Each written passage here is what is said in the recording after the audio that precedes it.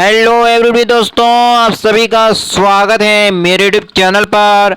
मेरे YouTube channel को subscribe करें, वीडियो को लाइक करें, दोस्तों के साथ शेयर कर लें। चलिए दोस्तों, आज हमारी बुक है भारतीय अर्थव्यवस्था। भारतीय अर्थव्यवस्था में दोस्तों रमेश सिंह की बुक और सभी अन्य बुकों से मैंने पीडीएफ तैयार किया है, सभी बुकों को मिलाकर जीएसटी पर। और दोस्तों यूपीएससी से लेकर छोटे से छोटे ऑल एग्जाम के लिए महत्वपूर्ण टॉपिक है जीएसटी। जीएसटी का पूरा नाम है गुड्स एंड सर्विस टैक्स। तो दोस्तों क्या है goods and service tax GST? तो दोस्तों आज हम जानेंगे जीएसटी का पूरा इतिहास, भारत में जीएसटी का विकास और इसके क्या है फायदे। तो चलिए दोस्तों बिना टाइम का वीडियो को करते हैं शुरू। इससे पहले दोस्तों आपने अभी तक मेरे यूट्यूब चैनल को सब्सक्राइब नहीं किया तो कर लीजिए, वीडियो को लाइक करें और वीडियो की लिंक को दोस्तों के साथ शेयर कर लें। इसे दोस्तों आगे से आगे अधिक से अधिक शेयर करें और दोस्तों इसे अधिक से अधिक फॉरवर्ड कराने में हमारा थोड़ा सहयोग करें। तो चलिए दोस्तों जीएसटी का इतिहास।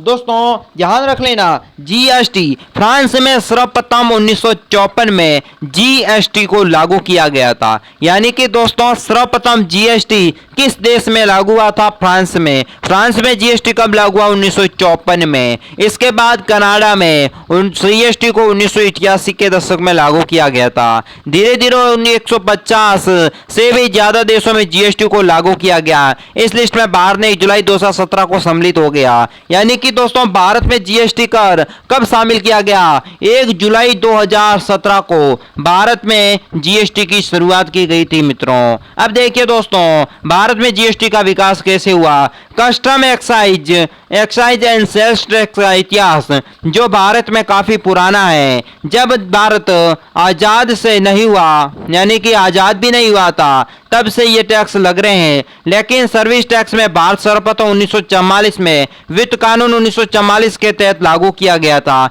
डॉक्टर मनमोहन सिंह ने प्रस्तुत किया था। सर्विस टैक्स के बाद में दोस्तों बदौलत आज भारत में जीएसटी का 50% से भाग ज्यादा सर्विस टैक्स से आता है। यानी कि दोस्तों कस्टम एक्साइज सेल्स टैक्स का इतिहास दोस्तों भारतीय इतिहास में बहुत पुराना है, क्योंकि भारत आजाद भी नहीं हुआ था। इससे पहले भी भारत में टैक्स ब्रिटिश शासन में भी लिए जाते थे। पर सर्विस टैक्स का सर्वप्रथम 1994 में वित्त कानून 1994 भारत में लागू किया गया था। पर दोस्तों इसे दोस्तों डॉक्टर मनमोहन सिंह ने प्रस्तुत किया था जीएसटी। सर्विस टैक्स के बदौलत दोस्तों बाकी सभी आज भारत में दोस्तों पैसा जीडीपी से आता है 50%। लेकिन दोस्तों हमारे संविधान निर्माताओं को कभी ख्याल ही नहीं आया कि सर्विस इतनी महत्वपूर्ण होगी, इसलिए संविधान में सर्विस का कोई उल्लेख नहीं है। और दोस्तों 2002 में भारत सरकार की इन सेवाओं को समानों पर लगाने एवं टैक्स को एक साथ लगाने का निर्णय लिया गया था। दोस्तों CENVAT कहा गया है और इसे दोस्तों क्या कहा गया है? CENVAT।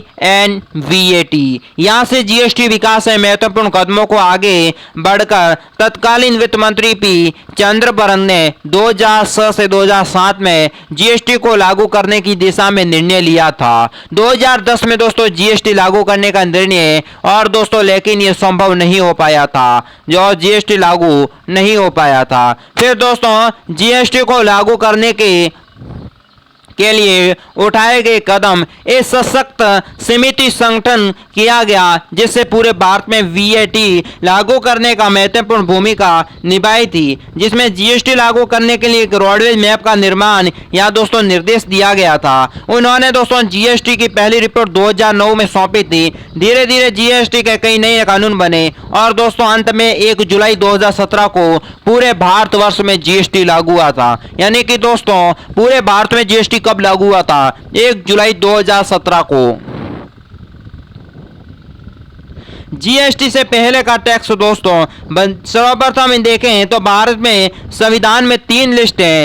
एक में दोस्तों है कंट्रोल लिस्ट, जिसके तहत दोस्तों यहाँ पर मैन्युफैक्चरिंग, प्रोडक्शन, इनकम एक्सप्लोर्ट और दोस्तों इंटरनेशनल सेल्स आते हैं। ये टैक्स है दोस्तों, ये दोस्तों सेंट्रल लिस्ट में आते हैं। फिर स्टेट लिस्ट में दोस्तों इंटरस्टेट और सेल्स और इंटरमेंट्स और दोस्तों मैन्युफैक्चर ऑफ लिक्विड इसमें आते हैं। और इस टैक्स दोस्तों लेने का अधिकार राज्य सरकार को होता है। फिर दोस्तों कंट्रोस्टिंग लिस्ट आती है, इसमें राज्य और केंद्र दोनों के कानून होते हैं। अगर कोई उत्पादन या इन तीनों लिस्टों में नहीं है तो उसे दोस्तों रेसिडुअल इनकम कहते हैं, जिस पर कानून बनाने का अधिकार केंद्र सरकार को है। जैसे कि सेवाएं, सर्विस पर या कोई भी लिस्ट का जिक्र नहीं किया गया है, इसलिए दोस्तों 1994 में सरकार ने इसे रेसिडुअल इनकम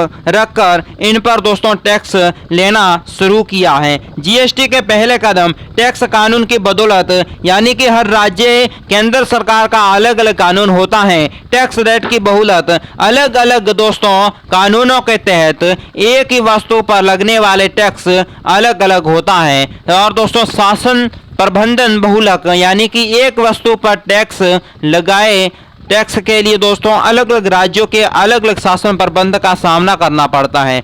दोहरा कर क्या होता है दोस्तों, एक ही वस्तु पर सेवा के 2 टैक्स लेना पड़ता है। सेवा और वस्तु के मध्य भ्रम कोई बार ये दोस्तों समझना मुश्किल होता है कि ये सेवा या वस्तु, उदाहरण के तौर पर सिम कार्ड को सेवा या वस्तुओं के किस श्रेणी में रखा जाता है, ये मुद्दा काफी दोस्तों चल रहा है। इनकम टैक्स क्रेडिट ये एक बहुत बड़ा मुद्दा है दोस्तों। उदाहरण के तौर पर कार कंपनी के कई पार्ट्स अलग अलग राज्यों से बनते हैं। अगर कोई पार्ट्स उत्तराखंड में बनता है तो दोस्तों सेल्स टैक्स दिया आप पंजाब में इस पार्ट सेल्स को क्रेडिट नहीं ले सकते। आयात के दोस्तों निर्यात के क्या है फायदे, केंद्र सरकार के तहत आने वाले सर्विस या वस्तु को कोई भी दोस्तों लाभ जल्दी नहीं मिल पाता, लेकिन राज्य सरकार की उपभोक्ता और इसमें दोस्तों सेवा पर काफी समय बाद इसका लाभ मिलता था। अब देखिए दोस्तों संशोधन के कानून।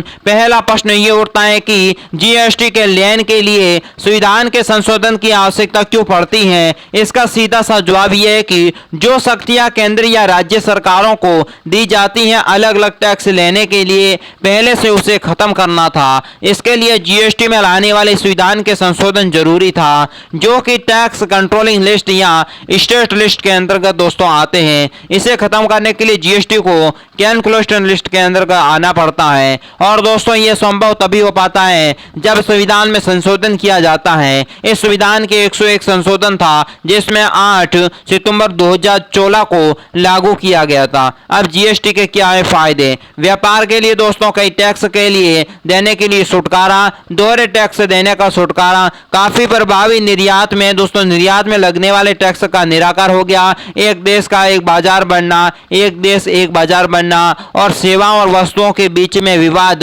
बहुत कम होने लग गए और कई वस्तुओं और सेवाओं का रकम हो गए। अब उपभोक्ताओं के लिए क्या होगा दोस्तों, आसान टैक्स सिस्टम हो गया। कई वस्तुओं और सेवाओं के दाम घटेंगे और संपूर्ण दोस्तों देश में एक ही वस्तु और सेवाओं का एक समान रेट होगा और टैक्स सिस्टम का पारदर्शिता हो गया। अब देखिए दोस्तों इसके बाद तो ये थे जीएसटी के फायदे और जीएसटी के बारे में अध्याय। अगर कुछ इसमें छूट चुका है तो कमेंट बॉक्स में जरूर बताएं। और दोस्तों आज के वीडियो में बस इतना ही। नेक्स्ट वीडियो एस्मा क्या है। एस्मा एक दोस्तों बहुत महत्वपूर्ण प्रश्न है। एस्मा के संबंधित यूपीएससी सिलेबस सभी एग्जाम में बार बार पूछा जाता है, तो एस्मा अध्याय नेक्स्ट अध्याय देखना ना भूलें। एस्मा भारतीय अर्थव्यवस्था का।